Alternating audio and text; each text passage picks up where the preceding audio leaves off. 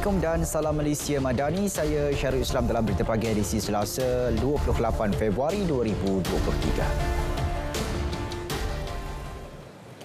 Saudara, kerajaan tidak mencadangkan kenaikan gaji penjawat awam dalam belanjawan 2023 kerana ia boleh menyebabkan defisit tinggi. Perdana Menteri yang juga Menteri Kewangan berkata defisit tinggi boleh mengurangkan keyakinan pelabur terhadap negara kerana mereka tidak yakin ada tekad politik untuk mengurus negara dengan baik. Apa dia problem kita? Hutang 1.5 trilion, defisit 5.6%. Kalau kita tambah gaji, defisit jadi 6.5%. Tak ada orang datang melabur lagi negara. Dia tak yakin ada kekuatan tekad politik untuk mengurus negara ini dengan baik. Jadi sabarlah sekejap. Itu pun saya dalam bidang hasil yang banyak itu saya cuba curahkan. Ya, apakah dia tidak penting untuk kita selamatkan orang yang miskin tegak, yang lebih teruk pada semua pekerja-pekerja yang ada. Jadi kalau kita lihat dari segi itu, kita faham. Perdana Menteri mengulas kenyataan Presiden Kongres Kesatuan Pekerja-Pekerja di dalam Perkhidmatan Awam QPEX, Dato' Adnan Mat, yang berpandangan tiada sebarang komitmen diberikan kerajaan untuk menilai semula sistem saraan baharu perkhidmatan awam melalui model gaji dan upah dalam belanjawan 2023. Beliau meminta QPEX supaya bersabar kerana keutamaan kerajaan ketika ini adalah membantu rakyat yang lebih miskin. Perdana Menteri menyarankan penganjuran forum dan wacana mengenai Islamofobia turut disertai pakar agamawan dan akademik dari pelbagai latar belakang agama. Ini sebagai respons atau jawapan terhadap Islamofobia. Tambah beliau, ia perlu berpaksikan perbincangan ilmiah yang menganjurkan persefahaman. Datuk Seri Anwar optimis usaha itu akan mewujudkan lebih kefahaman antara agama dan membendung budaya kebencian agama. It is so critical that we in Malaysia set that example because we were all Malaysians, not Western, but we are very strongly influenced sometimes with the Western thought, and we need to be open to benefit from everyone. Perdana Menteri menyampaikan ucap tama pada forum antarabangsa mengenai Islam dan Islamofobia ke arah bermakna penglibatan melalui pendekatan madani di Putrajaya. Beliau percaya sesi perkongsian bersama pakar agamawan dan akademik dari pelbagai latar belakang agama bakal memberi manfaat kepada setiap agama terlibat. Peruntukan bagi pengedaran segera cetakan 20,000 naskah terjemahan Al-Quran dalam bahasa Sweden serta bahasa asing utama dunia yang dibentang dalam belanjawan 2023 adalah wajar. Perdana Menteri menjelaskan jumlah peruntukan itu agak kecil untuk peringkat permulaan. Perkara itu turut memberi manfaat kepada rakyat Malaysia meningkatkan kefahaman mengenai ajaran Islam. No, apa yang banyaknya Quran, terjemah Quran. Bukan saja untuk bahasa Sweden itu kita dalam 20,000. Tapi yang lain pun untuk fahaman. Masalah sekarang ini masalah kefahaman. Mengapa yang menentang Islam dia tak pernah baca? Yang lawan balik pun dia semua orang tak betul. Itu masalah juga. Semua orang kalau tak setuju dengan dia semua liberal, semua sekular, semua barat. Jadi kita kena baca balik teks, baca terjemahan, baca tafsir dan kurang-kurangnya boleh selamatkan sementara mengangkat penghayatan Islam ini. Beliau menjelaskan mengenai peruntukan kerajaan dalam pengedaran cetakan Al-Quran yang dikritik setengah pihak yang menyifatkan jumlah itu agak besar. Datuk Seri Anwar mengakui usaha itu dapat menggalakkan lebih ramai mendapat akses kepada teks terjemahan dan tafsir kitab suci itu. Baik, Kementerian Pertanian dan Keterjaminan Makanan akan meneruskan penyediaan subsidi bagi telur ayam sehingga Jun ini melibatkan kos 1.28 bilion ringgit. Menerusi kenyataan dimaklumkan kerajaan melalui mesyuarat Jemaah Menteri mencapai kata sepakat untuk meneruskan penyediaan subsidi bagi telur ayam itu pada 17 Februari lepas. Langkah berkenaan diambil demi memastikan bekalan telur ayam dalam negara kekal stabil. Sementara kajian mengenai mekanisme dan dasar penyaluran subsidi secara bersasar dapat dimuktamadkan dalam tempoh terdekat. Keperluan untuk membawa masuk telur ayam dari luar negara juga akan dikaji semula setelah bekalan telur ayam kembali stabil. Inisiatif membawa masuk telur ayam dari sumber luar merupakan langkah sementara bagi memastikan bekalan telur ayam dalam negara kekal stabil dan tidak terputus. Kementerian sentiasa memantau keperluan bekalan telur ayam dalam pasaran dan terus berusaha dengan pelbagai pendekatan bagi menjamin bekalan telur ayam dalam negara stabil seperti sedia kala. Pengagihan bakul rahmah disasarkan kepada 37,373 ketua isi rumah daripada golongan miskin Tegar tahun ini. Inisiatif dilaksanakan dengan kerjasama Yayasan Global Mesra YGM melibatkan sumbangan daripada badan korporat, syarikat-syarikat berkaitan kerajaan dan pasaraya besar. Setakat hari ini KPDN tidak berbelanja walaupun 1 sen pun. Kerana ini adalah merupakan satu sesi libat urus yang berjaya yang hari ini di bawah Yayasan Global Mesra YGM yang mengambil peranan penting. Ianya merupakan libat urus beberapa tokoh-tokoh korporat, syarikat-syarikat berkenaan kerajaan GLCs dan juga melibatkan juga CSR daripada kebanyakan hypermarket yang telah memberikan persetujuan mereka.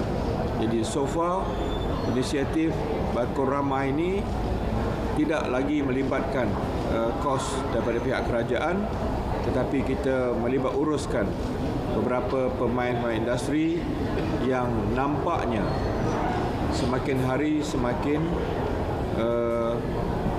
semakin bersungguh untuk memberikan kebajikan mereka kepada rakyat yang memerlukan.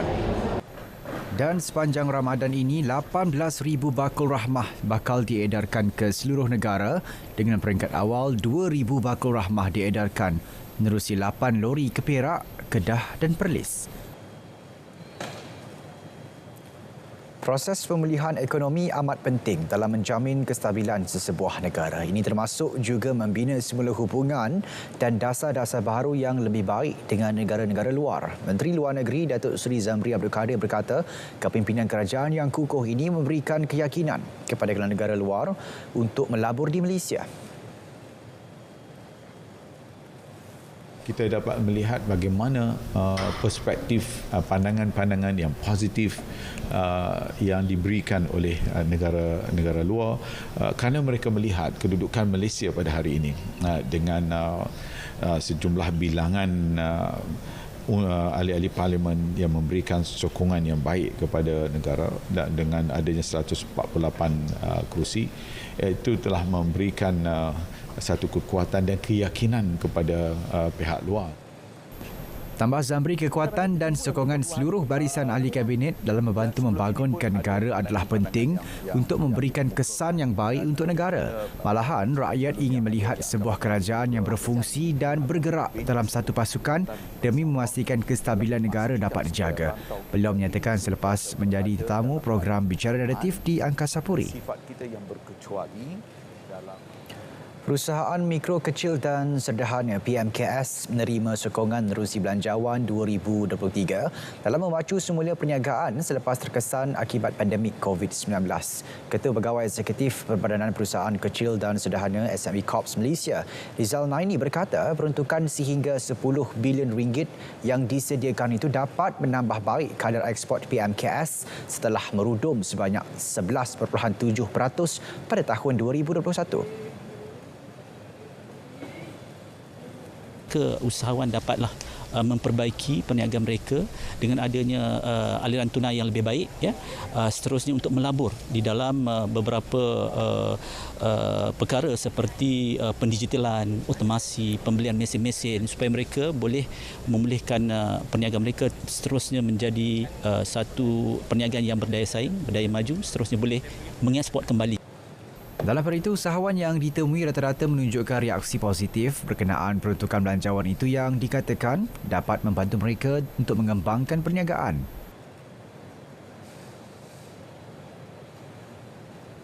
Memang saya sokong cadangan tu pasal apa sekarang ni kos untuk buat ladang walaupun tanaman serai dari segi penjagaan dia, di segi ulat dia, rumput dan kesuburan perlukan baja, racun dan penjagaan tu di segi memang memerlukan kos.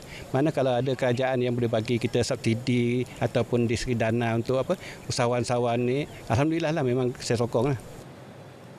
Dana pinjaman ni kita boleh tambahan atau usahakan lagi, contohnya serai, kita tambah serai dan kita akan buka tanah-tanah yang terbiar ya di kampung ni untuk kita menambah lagi pendapatan.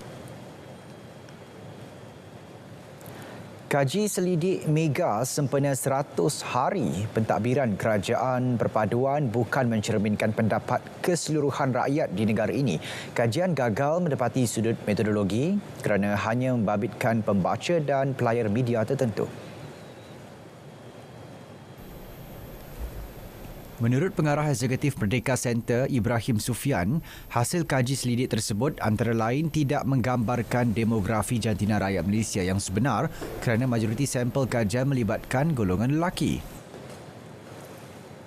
Rating-rating seperti ini sebenarnya tidak mencerminkan apa yang sedang berlaku sebab ramai menteri yang menjalankan tugas-tugas mereka tidak dilakukan di dalam paparan media. Jadi banyak yang dilakukan tidak berada di dalam ruang awam.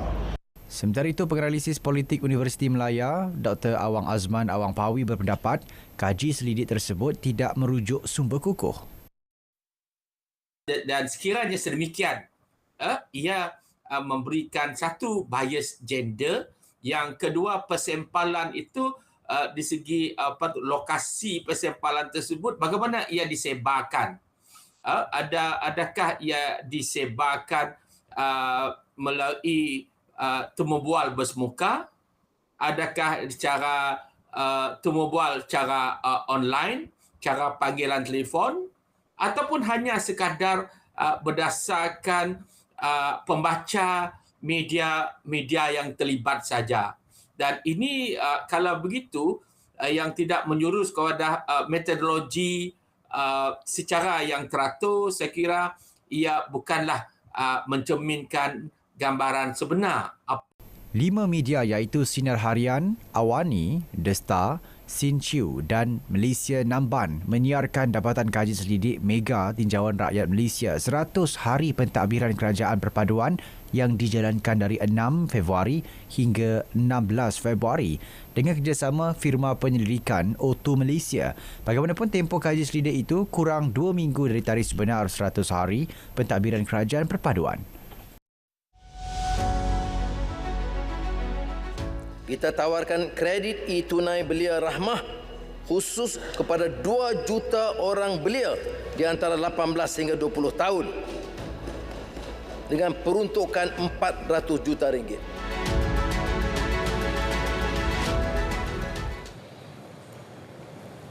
Bersua kembali.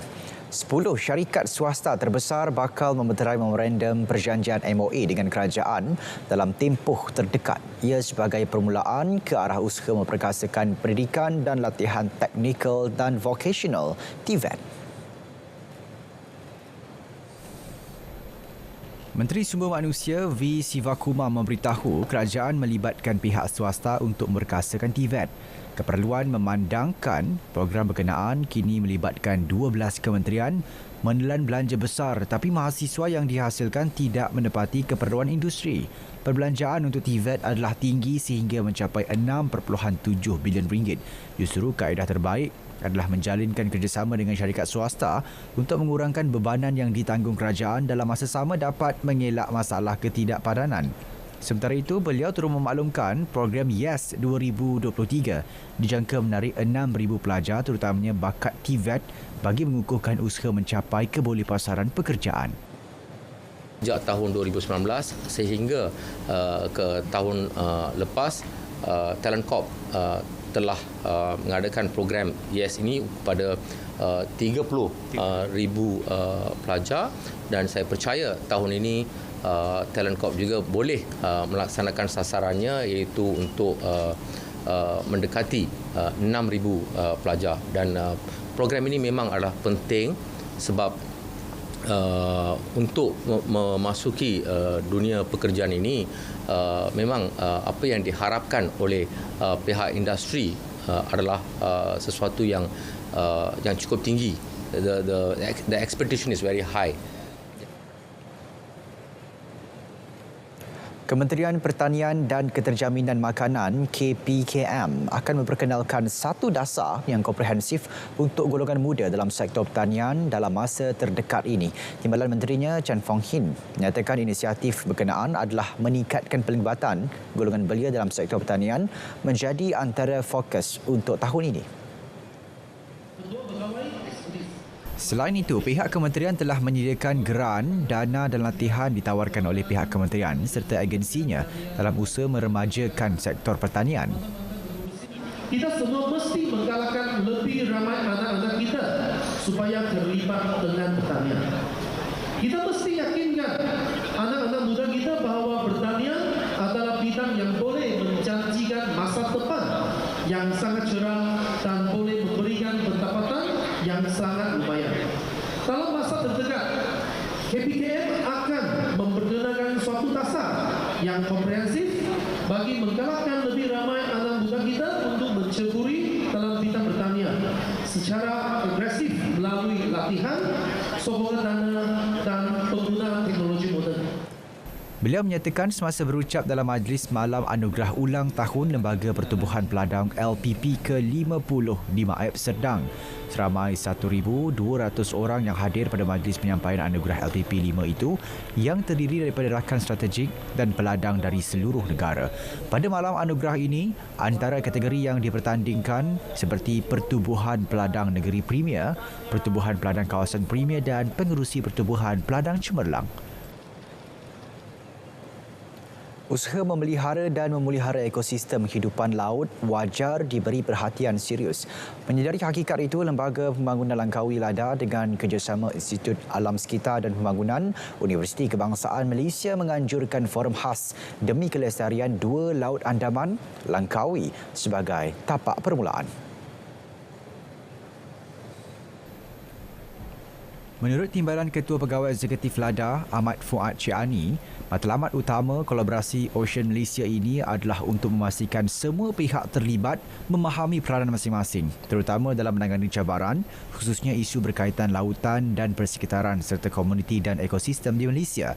Teks ucapan beliau disampaikan Timbalan Pengurusan Bahagian Pelancongan Dr. Azmil Munif Bukhari. 100 peserta hadir melibatkan ahli akademik, badan bukan kerajaan, pihak swasta dan komuniti setempat. Baik, seramai 24 anggota pasukan mencari dan menyelamat khas Malaysia SMART dalam kumpulan pertama MAS 01 selamat tiba di lapangan terbang antarabangsa Kuala Lumpur KLIA menaiki pesawat Turkish Airlines petang semalam. Manakala baki 49 orang pegawai dan anggota pasukan akan tiba menerusi dua pesawat berasingan.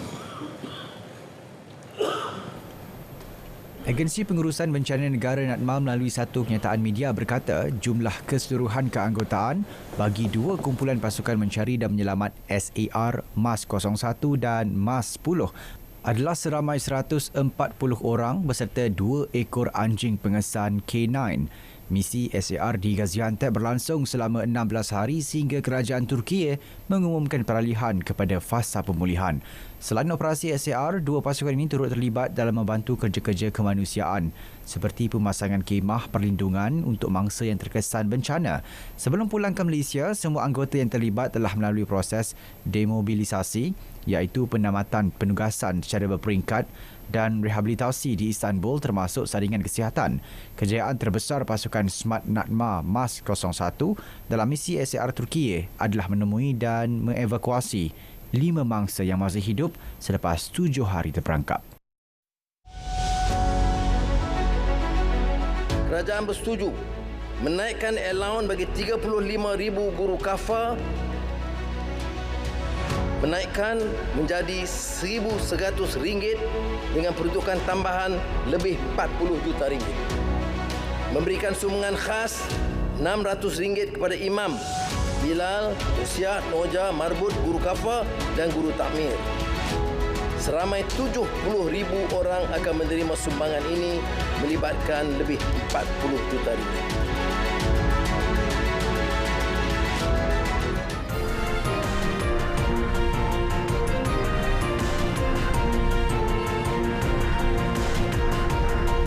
Beralih ke perkembangan luar negara. Gempa susulan di Turki, sekurang-kurangnya seorang maut manakala 69 lagi cedera selepas gempa bumi berukuran bermagnitud 5.6 menggegarkan Malatya. Ketua Pengurusan Bencana dan Kecemasan, Yunus Seza berkata, gempa dilaporkan berlaku pada 12.30 hari waktu tempatan dan berpusat 6.96 km di daerah Yasilyurt. Gegaran turut dirasai di wilayah Karaman Maras, Gaziantep, Adiyaman dan Sanyurfa. Beberapa bangunan turut musnah akibat gempa itu. Pasukan mencari dan menyelamat telah dihantar ke kawasan berkenaan. Agensi Pengurusan Bencana mengeluarkan amaran agar orang ramai tidak memasuki bangunan yang rosak dan meminta mereka menjauhi struktur berisiko di wilayah itu. Sehingga kini lebih 44,000 korban akibat gempa di Turki. Operasi besar-besaran ke atas penempatan penduduk Palestin di tebing barat dipergiat pihak berkuasa negara haram Israel. Operasi terbesar dalam tempoh 20 tahun itu dilakukan selepas penduduk Palestin cuba mengusir warga Israel yang terus menceroboh tebing barat. Dalam insiden terbaru ini, 2 rakyat Israel maut akibat kekecauan selepas penduduk negara haram itu membakar rumah penduduk Palestin. Di pihak Palestin pula 11 warganya maut sejak operasi itu dilancarkan. Tebing barat merupakan kawasan kediaman buat 2.9 juta rakyat Palestin. Dianggarkan terdapat hampir setengah juta pendatang Yahudi yang turut tinggal di kawasan itu dengan diberi lampu hijau oleh kerajaan Zionis. Menerusi Undang-Undang Antarabangsa, pendatang Yahudi dilarang menetap di tebing barat.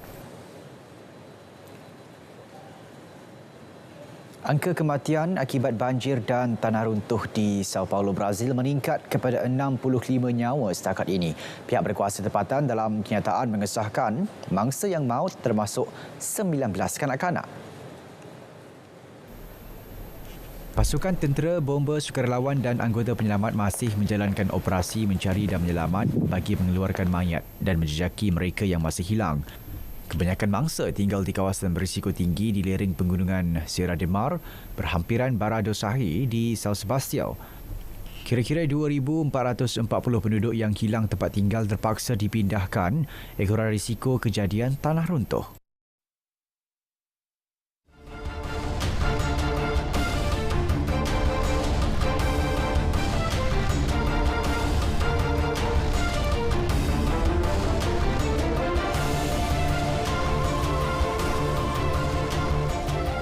Beralih ke sukan. Pembangunan sukan hoki sentiasa menjadi perhatian Kementerian Belia dan Sukan. Menurut Timbalan Menteri Belia dan Sukan, Tim Adam Adli Abdul Halim, sebanyak 76 pusat latihan hoki lelaki dan 34 pusat latihan hoki wanita diwujudkan menerusi projek pembangunan hoki kebangsaan NHDP dalam usaha mencungkil ramai bakat baharu sukan tersebut. Melibatkan 154 orang jurulatih bagi pusat lelaki dan 68 orang jurulatih pusat wanita. Secara keseluruhan kita ada 3,400 orang lelaki dan 1,005 orang wanita yang sedang dilatih bawah program ini dengan turut melibatkan penganjuran 9 kejohanan peringkat zon, 2 kejohanan peringkat kebangsaan dan 1 kejohanan jemputan antarabangsa atau yang dipanggil sebagai Mirnawan Cup. Bagi menyemarakkan sokongan terhadap skuad hoki negara, inisiatif penganjuran tayangan secara langsung perlawanan melibatkan sukan hoki melalui skrin besar akan diperluas ke negeri-negeri lain. Sebelum ini, tayangan itu telah dilaksanakan di Dataran Merdeka dan Perkalangan Perbanan Putrajaya ketika saingan aksi Piala Dunia Hoki 2023 di India baru-baru ini. Pelari menara negara Sehuai Ching berjaya meneruskan pencapaian luar biasa di peringkat antarabangsa. Terbaru, beliau mengungguli perlumbaan menaiki anak tangga bangunan menara Scale the Strat Amerika Syarikat. Beliau menamatkan larian menaiki 1,455 anak tangga dengan ketinggian 260 meter dengan catatan 6 minit 46 saat sekaligus menyamai rekod terdahulu yang dicatatkan pelari menara dari Mexico Alexis Trujillo pada 2020. Tempat kedua dan ketiga masing-masing diraih dua atlet tuan rumah, Mark Well yang menamatkan larian dengan catatan masa 8 minit 42 saat serta Mark Henderson dengan catatan masa 8 minit 54 saat. Beliau turut memaklumkan akan kembali dengan sasaran 6 minit 30 saat pada tahun depan. Kejohanan Liga Hoki TNB 2023 memburu piala berprestij di Arena Hoki Negara.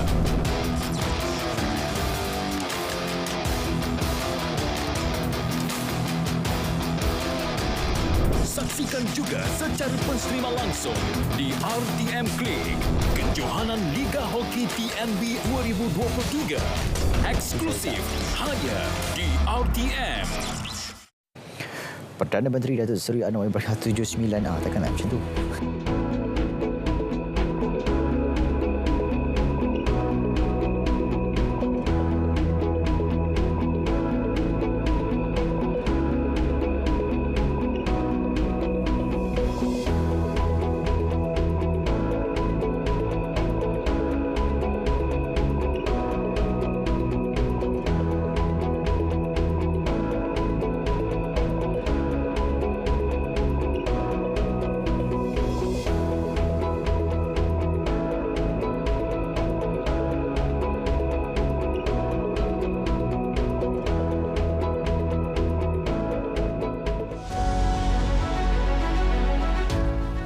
Kita tawarkan kredit e-tunai belia rahmah khusus kepada 2 juta orang belia di antara 18 hingga 20 tahun dengan peruntukan 400 juta ringgit.